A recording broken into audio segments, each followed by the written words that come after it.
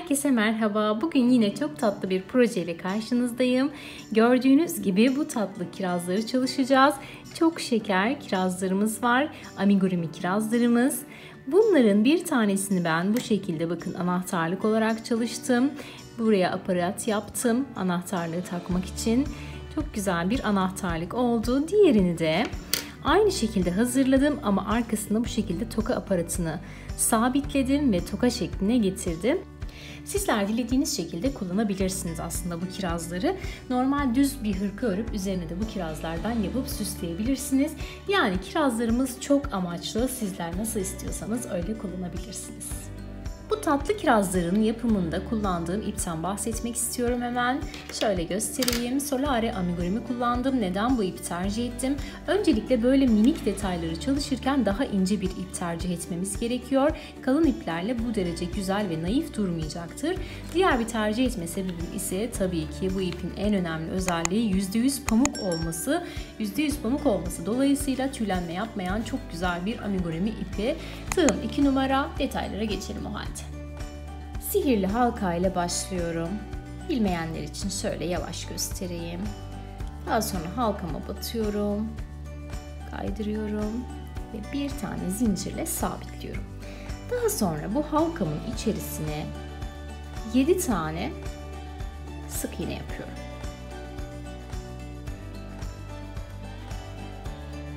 4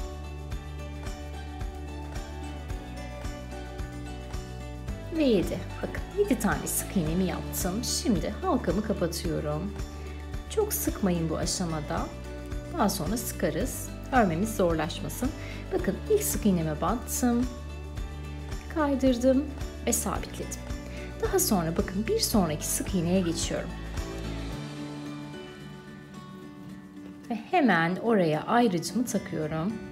Daha sonra her sık iğneye bir üst sıraya geçmiş oluyorum. Her sık iğneye çift batıyorum. Bakın 2 tane batmış oldum. Bir sonraki sık iğneye geçiyorum. 1, aynı noktaya tekrar batıyorum. 2. Bütün sık iğnelerime yani toplamda 7 tane olan sık iğne sayım bu sırada 14'e çıkıyor. Hepsine çift batıyorum.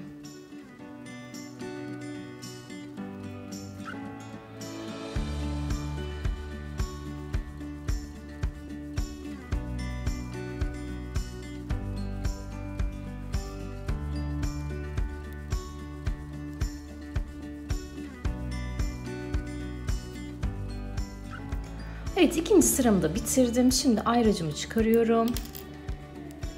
Şu artık başlangıç ipimi iyice gerebilirim. İyice sıktım. Bakın. Şimdi hemen bir üst sıraya geçiyorum. Bir sonraki sık iğneye batarak.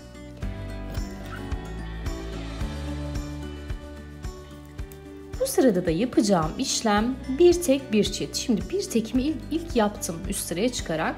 Bir sonrakine hemen çift batıyorum. Aynı noktaya 2 tane sık iğne yapıyorum. Bir tek bir çiftten kastım bu. Bir sonrakine tek, bir sonrakine çift. Evet, bu şekilde sıra sonuna kadar bir tek bir çift yaparak sıramı tamamlıyorum. Sıra sonunda ulaşmam gereken ilmek sayısının 21 olması gerekiyor. Evet, sıramı tamamladım. Sıra sonunda ilmek sayım 21. Hemen bir üst sıraya geçiyorum.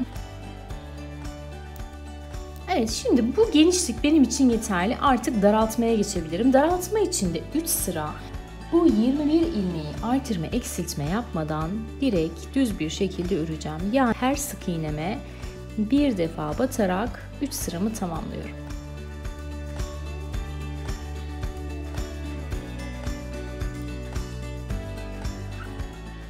Evet, bakın 3 sıra düz bir şekilde ördüm. Artırma eksiltme yapmadım ve ne oldu? İçe doğru kıvrılma oldu. Tam olarak istediğim bu zaten. Yani şu aşamadayız şu an.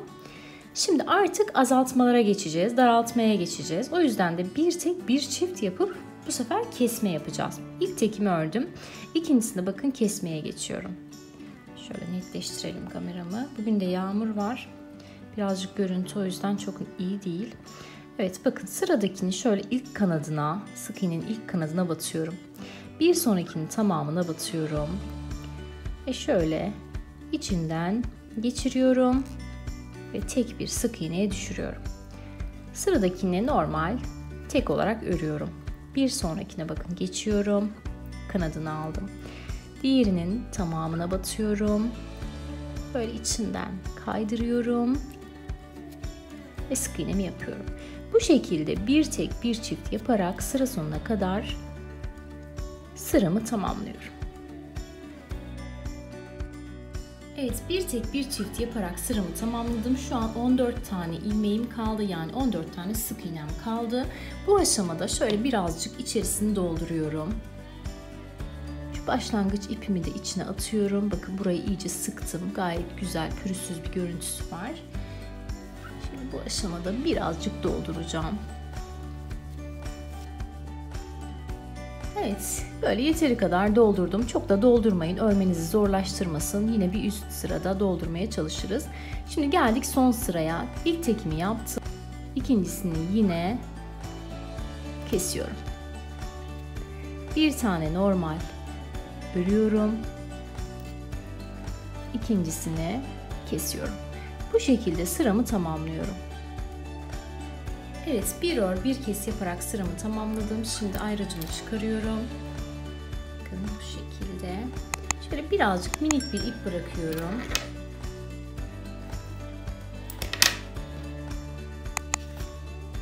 Şu kapanışı dikerek yapacağım. Eğer doluluğu size az geliyorsa bu aşamada 1-2 şöyle minik minik yine doldurabilirsiniz. İğnemi taktım. Bakın şöyle kenarlardan diker gibi birleştiriyorum ve kapatıyorum.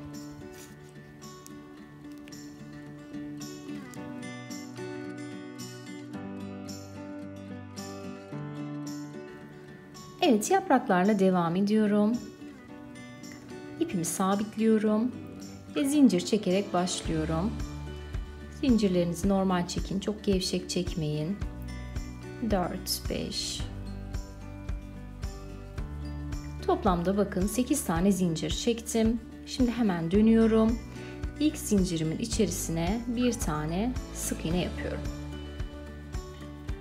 Başına doluyorum. Bir sonraki zincirime batıyorum ve bunu da şöyle yarım trabzan şeklinde hepsini bir çekiyorum. Başına doluyorum. Bir sonrakine geçiyorum. Şimdi burada ikili trabzan yapıyorum. Başına doluyorum. Bir sonrakine geçiyorum. Burada üçlü trabzan yapıyorum. 2 3. Bir sonrakine geçiyorum, yine başına dolayıp burada da yine 3 seferde çıkarak üçlü trabzanımı yapıyorum. Daha sonra bir sonrakine geçiyorum. Yine ikili trabzana düşürüyorum. 1 2. Başına doluyorum, sonuncuya batıyorum. Burada da yine bakın hepsini birlikte toplayarak yarım trabzan yapıyorum. Yani ne yapmış olduk aslında? Kademeli olarak bakın sık iğne, yarım trabzan, ikili trabzan, üçlü trabzan. Burada bir artırma, yükseklik oluşturdum tepede. Daha sonra tekrar ikili trabzan ve yarım trabzan şeklinde kapattım. Şimdi bakın şuradan ilk başladığım noktaya batıyorum. İlmeğimi kaydırıyorum bu aşamaya. Başına doluyorum ve yine burada yaptığım gibi aynı şurada yaptığım gibi kademeli olarak gidiyorum. Üçünü birlikte topladım. Başına doluyorum. Bir sonrakine batıyorum. İkili trabzan yapıyorum. Bir sonrakine batıyorum. Üçlü trabzan yapıyorum. Bir sonrakine yine üçlü trabzan yapıyorum. Bir sonrakine ikili trabzan. Aynı şurada yaptığımız gibi böyle yine aynı şeyde dönüyoruz. Yani karşısına ikili ise ikili denk gelecek. Başına doluyorum. Bir sonrakine batıyorum. Üçünü birlikte alıyorum. Yarım trabzan. Son olarak bakın. Battım. Sık iğne ile bitirdim. Şuradaki uca da tekrar batıyorum. Şöyle bir kaydırıyorum. Bir sivrilik oluşturuyorum. Yaprağımız için bu şekilde yaprağımı hazırlıyorum. Evet, yapraklarımı 2 tane aynı şekilde hazırlıyorum. Daha sonra geçiyorum bu sap kısmının yapımına ve birleştirmeye. İpimi sabitliyorum. zincir çeker gibi. Bu şekilde. Daha sonra şöyle kirazımın tam ortasına denk gelecek şekilde atıyorum. İlmeğimi kaydırıyorum. Zincir çekiyorum. Toplamda 30 tane zincir çekiyorum ama zincirinizi esnek çekmeyin. Bakın. Görüntü netleştirelim. Bu şekilde şöyle güzel güzel sıralı sıralı olsun zincirleriniz. Böyle esnek esnek çekerseniz çirkin bir görüntü olur. Bakın bu şekilde görüntümüz çok güzel. Bu şekilde toplamda 30 tane zincir çekiyorum. Evet bakın 30 tane zincirimi çektim bu şekilde. Şimdi diğer kiraz tanemi alıyorum. Yine bunun da şöyle ortasına batıyorum. İlmeğimi şöyle kaydırıyorum ve bir tane zincirle sabitliyorum.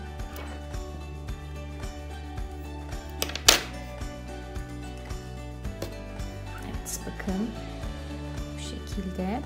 Daha sonra da şu kalan ipleri iç kısımlara gönderiyorum. Evet bakın bu şekilde temizledim. İçlere gönderdim. Çok güzel, çok temiz bir görüntü var. Önümde temiz çalışmak çok önemli. Bakın bu da aynı şekilde. Çok tatlı ve güzel görünüyorlar. Şimdi geldik şu yaprakların birleştirilmesine. İğneme bu şekilde ipimi taktım. Şöyle ilk yaprağın arkasından giriyorum.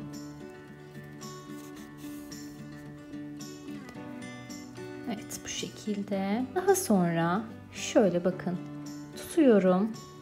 Belli bir miktar göz kararı ayarlıyorum. Daha sonra şöyle zincirin içinden giriyorum. Diğerinden bakın çıkıyorum. Bu şekilde ilk yaprağımı sabitliyorum. Daha sonra diğer yaprağımı alıyorum karşısına. Bunu da yine geniş kısmından batıyorum. Ve bakın bu şekilde dikiyorum.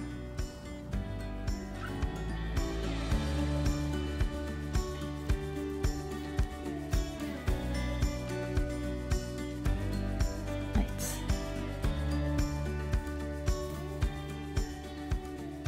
Çok sağlam ve güzel durdu. Şöyle arkadan da birazcık sabitleyelim duruşunu. Hem sağlam olsun yaprağımız.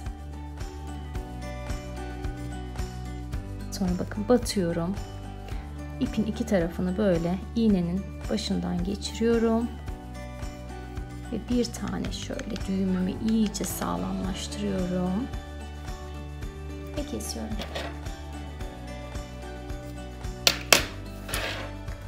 Evet, ikinci kirazımız da hazır. Bakar mısınız şunun güzelliğine? Gerçekten çok tatlı oldular. Şu ortadaki minnak çiçekten de yapmak istiyorum. Onu da göstermek istiyorum. İsterseniz bu şekilde de kullanabilirsiniz. Veya benim gibi buradaki gibi çiçekli de yapabilirsiniz. Ben çiçekli yapacağım. O yüzden size şimdi çiçeğini de göstermek istiyorum. Yine sihirli halka ile başlıyorum. Sihirli halkamı şöyle biraz geniş tutuyorum. Daha sonra çekiyorum ve sabitliyorum. İlk aşamada bir tane sık iğne yapıyorum. Başına doluyorum. İkili trabzan yapıyorum. Başına doluyorum. Üçlü trabzan yapıyorum. 3 seferde çıkarak bakın. Başına doluyorum. Tekrar şöyle üçlü trabzan yapıyorum. Daha sonra başına doluyorum. İkili trabzana düşürüyorum. Daha sonra da sık iğne. Bakın yine kademeli bir şekilde sık iğne, ikili trabzan, üçlü trabzan, üçlü trabzan, ikili trabzan ve sık iğne ile bitirdim. Daha sonra başına doluyorum. Tekrar ikili trabzan. Başına doladım. Üçlü trabzan. Yine üçlü trabzan.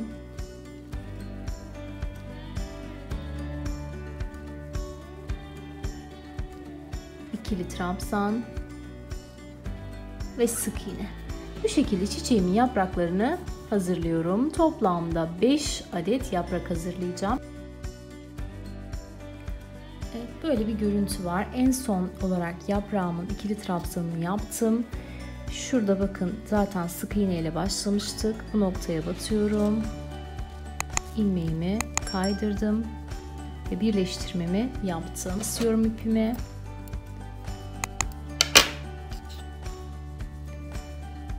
Burayı sıkıladım. Geliyorum şu ortadaki sihirli halkamın ipine. Bunu iyice çekebildiğim kadar çekiyorum. Bakın çok tatlı minnoş bir yaprağımız, çiçeğimiz oldu. Şimdi evet, bu şekilde minnak boncuklarım var. Bu boncuklardan şöyle bir tanesini hemen seçiyorum. Evet, mavi bakın gayet yakışıyor. Şimdi şu arkadaki sihirli halkamın böyle çektiğim ipine bu boncuğumu takıyorum. Evet, çiçeğimizi de sabitledikten sonra bakın arkadan direkt düğümledim, dikmedim. İstediğimiz zaman çıkarabilelim diye. Bunu istediğiniz zaman çiçeği çıkarıp direkt olarak sadece bu şekilde kirazı da kullanabilirsiniz. Ardından da bakın bir tanesine bu şekilde anahtarlık aparatını yerleştirdim ve anahtarlık olarak kullanabilirim artık. Diğerine de bu şekilde bakın toka aparatı yerleştirdim ve çok cici bir tokamız olmuş oldu.